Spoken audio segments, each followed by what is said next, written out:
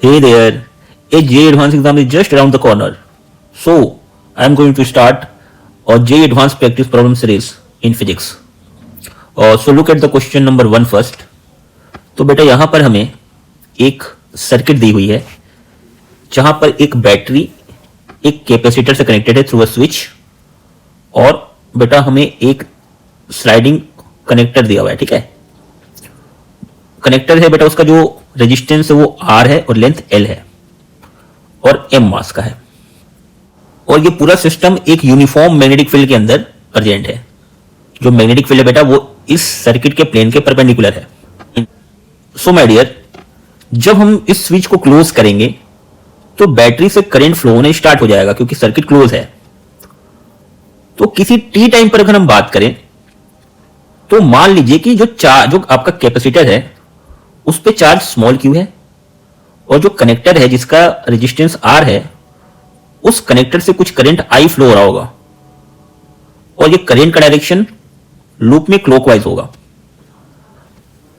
और my dear, हम जानते हैं अगर कोई करंट कैरिंग वायर किसी यूनिफॉर्म मैग्नेटिक फील्ड के अंदर प्रेजेंट होता है तो उस पे जो फोर्स लगता है उस फोर्स का मैग्नीट्यूड को निकालने का तरीका होता है BIL sin थीटा, जहां पर थीटा L और B के बीच का एंगल होता है जो यहां पर 90 डिग्री है.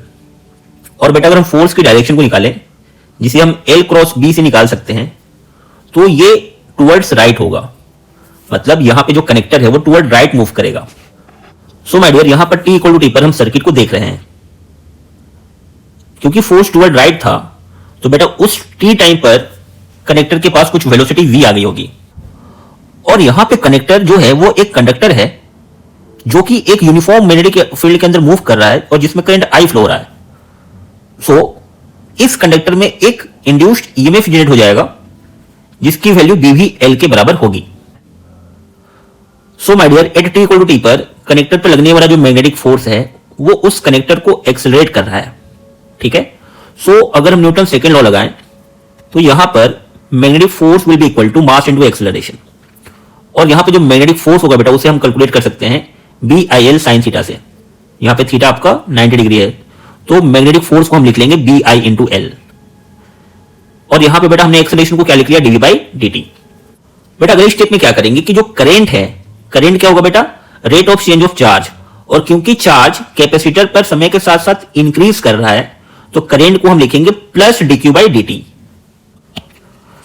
सो now dV will be equal to BL by M.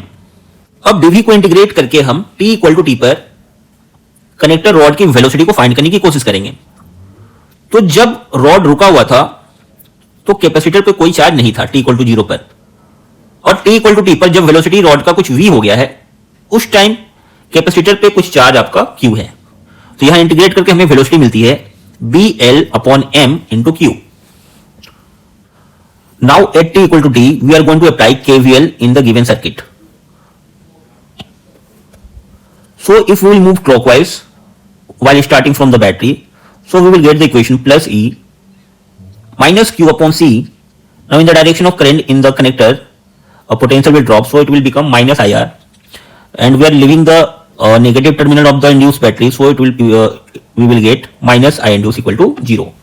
So in next step, we will put I equal to dq by dt, and in place of E induced we will write BVL. Next step, we will put the value of velocity that we got earlier, which is equal to BLQ upon M. dq वाले term को हमने एक तरफ कर दिया है और dt के टर्म को एक तरफ. जब टाइम 0 था उस समय कैपेसिटर के प्लेट के ऊपर कोई चार्ज नहीं था और किसी t equal to T time पर अब उसके ऊपर चार्ज हो गया आपके पास प्लस q. अब हम इसे इंटीग्रेट करते हैं. हम क्या करेंगे, कैलकुलेशन को थोड़ा आसान बनाने के लिए जो 1 upon RC plus B square L square by MR वाला टर्म है उसे हम लैम्डा एज्यूम कर लेंगे. और इंटीग्रेट करने के बाद हमें जो फाइनल रिजल्ट प्रोवाइड होगा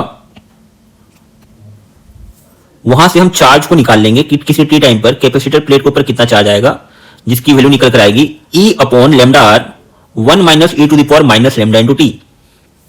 अब इस चार्ज की वैल्यू को हम बेटा जो हमारा वेलोसिटी वाला इक्वेशन था उसमें हम पुट कर देंगे BL upon M into Q. ठीक है, वहां पे हम इस Q की वैल्यू को पुट कर देंगे. तो वैल्यू पुट करने के बाद हमें मिलेगा velocity equal to B L upon M E divided by lambda R 1 minus E to the power minus lambda T.